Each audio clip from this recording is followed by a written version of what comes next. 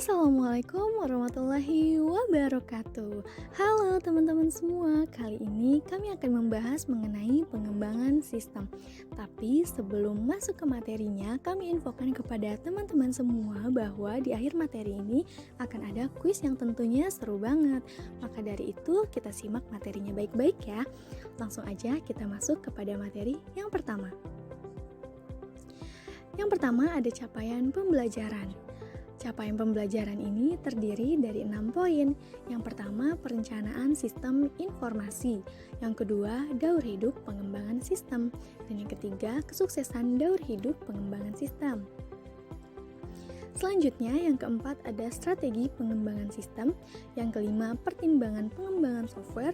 Dan yang terakhir atau yang keenam ada pertimbangan pengadaan software. Selanjutnya ada daur hidup pengembangan sistem.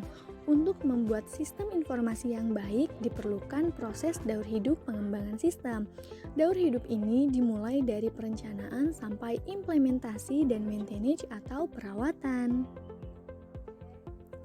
Selanjutnya ada teori SDLC melalui 7 langkah sekuensial. Langsung aja kita simak 7 langkah ini ya. Yang pertama, tahap planning. Di sini kita harus bisa melakukan pertimbangan terhadap kebutuhan bisnis seperti return of investment atau ROI. Keunggulan bersaing dan manajemen bisnis dalam perencanaan ini kita mengenal istilah feasibility study, yaitu bagaimana perencanaan tersebut sesuai dari isi teknis keuangan dan legal hukum. Tahap yang kedua yaitu tahap analisis, di mana kebutuhan atau analisa dikumpulkan dalam bentuk dokumen atau sejenisnya. Orang yang bertanggung jawab pada bagian ini harus mempunyai kemampuan bisnis dan teknologi yang kuat. Yang ketiga yaitu ada tahap desain. Tahap desain yaitu mengubah RDD menjadi desain teknikal yang dapat dikerjakan. Misalnya adalah use case diagram, database design diagram, dan sebagainya. Tahap yang keempat yaitu proses development, di mana mengubah desain menjadi sistem informasi yang dapat berjalan. Proses ini bisa dibilang paling lama karena harus membangun dengan coding dan melibatkan banyak developer. Saat ini banyak developer menggunakan version control software seperti GitHub agar dapat memudahkan developer untuk berkolaborasi bersama dalam membangun aplikasi. Selanjutnya yang kelima ada proses uji coba atau testing. Setelah development selesai harus menjalankan proses testing. Tahapan ini bisa dijadikan oleh developer atau pengguna awal. Uji coba juga dapat menggunakan alat bantu atau tool seperti testing compatibility, testing difference input, testing keamanan, dan lainnya.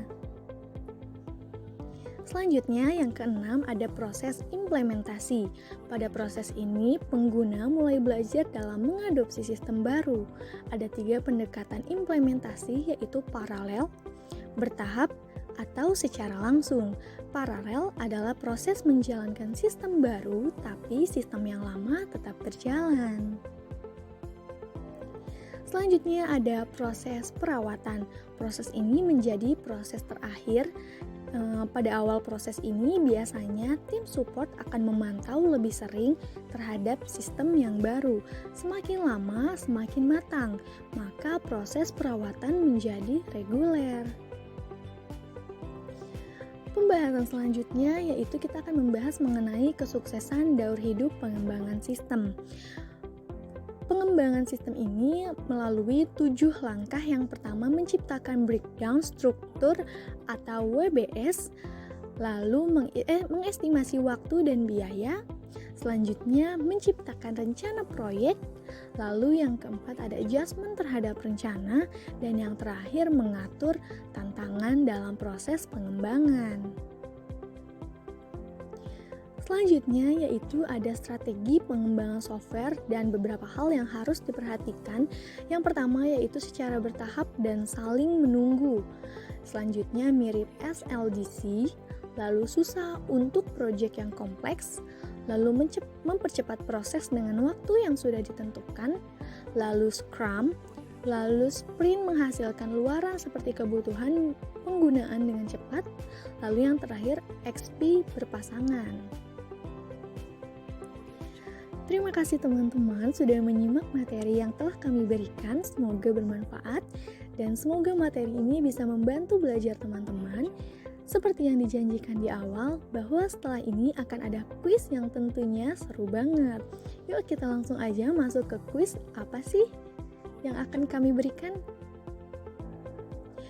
Ini dia kuis Kahoot, gampang banget teman-teman. Setelah teman-teman menyimak materi yang tadi sudah dijelaskan, teman-teman tinggal klik link yang sudah tertera pada layar atau masukkan link kepada Google, lalu masukkan nama teman-teman, lalu teman-teman tinggal pilih jawaban yang paling tepat sesuai waktu yang telah ditentukan.